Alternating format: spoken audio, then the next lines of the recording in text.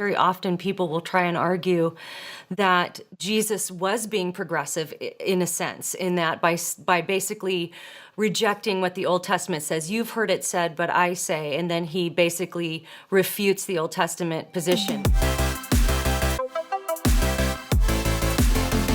You recently wrote an article that has a kind of a provocative title, and I'm not sure how widely this was. It seems like the kind of post that would get, circulated fairly widely. So you can tell us what the responses were like. But the title is, "Was Jesus a Sexual Progressive?"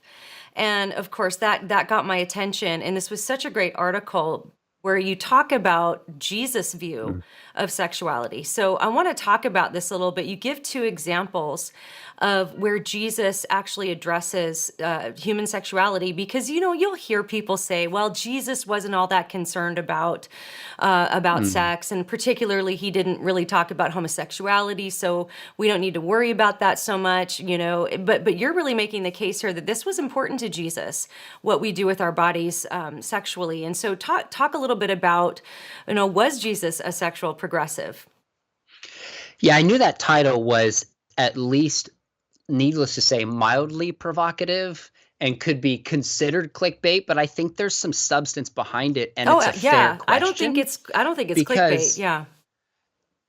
that's always the trick that we have. Like, but Yeah. but people will say, Jesus he was about love. Like, love trumps the law. This is kind of a progressive move. So I'm asking the question, when it came to issues of sexuality, is Jesus more conservative or is he more liberal than his contemporaries? And there's two examples. One, in the Sermon on the Mount in Matthew 5-7, Jesus is defining adultery. And he says it's not just the physical act of sleeping with somebody who's not your spouse. It's actually lusting after a woman in your heart. So you could say he makes a stricter commandment here, Mm. not a looser commandment. So that was one example. The other one is in Matthew 19, where Jesus is asked about marriage. Can a man divorce his wife?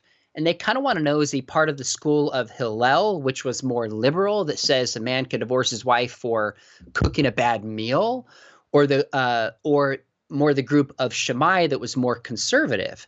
And Jesus basically says, look, I'm not picking schools. I'm going back to the beginning. Let's look at God's original intent for marriage.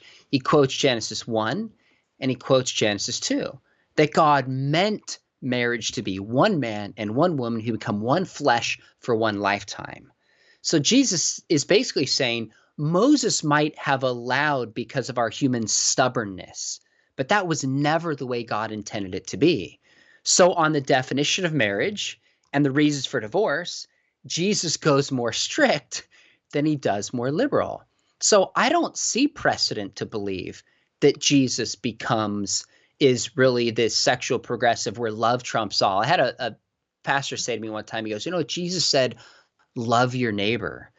And so if we look at different sexual relationships, we ought to embrace love. And I said, you're right. But Jesus said, if you love me, you'll obey my commands. And Yeah. Jesus was pretty clear when it came to issues of sexuality. Mm-hmm. So I don't buy that he goes this progressive direction. Now, with that said, is Jesus gracious? Is Jesus merciful?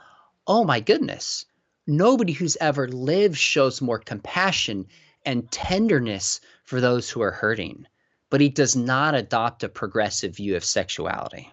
I'm so glad you brought up the example of the Sermon on the Mount when he's talking about adultery, because very often people will try and argue that Jesus was being progressive in a sense, in that by basically rejecting what the Old Testament says. You've heard it said, but I say, and then he basically refutes the Old Testament position. But I think you're rightly bringing out that not only was he affirming the Old Testament position on sexuality, but he was actually making it more difficult to accomplish or to attain, which of course shows us our own sinfulness and our need for him and his sacrifice on the cross in our place.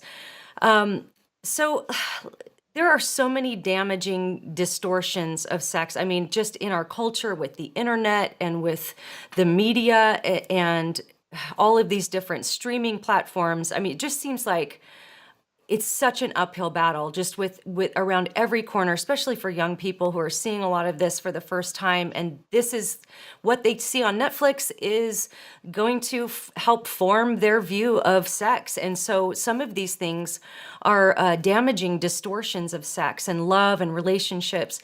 And a lot of Christians, especially Christian young people, are accepting these distortions. And so talk about some of these damaging distortions of sex and how are they tearing us down? How are they actually damaging the views of young Christians who are still being formed in their views on these things? Hmm.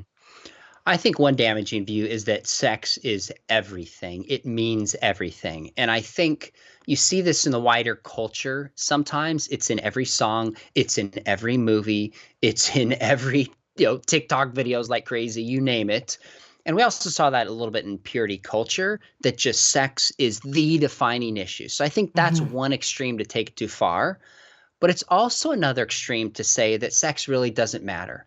It's not a big deal. At the heart of the sexual revolution was to kind of demystify sex and say it's just a biological phenomena like drinking a glass of water. It doesn't mean anything. It's not sacred. Hmm. And I think that's false. And our hearts know that.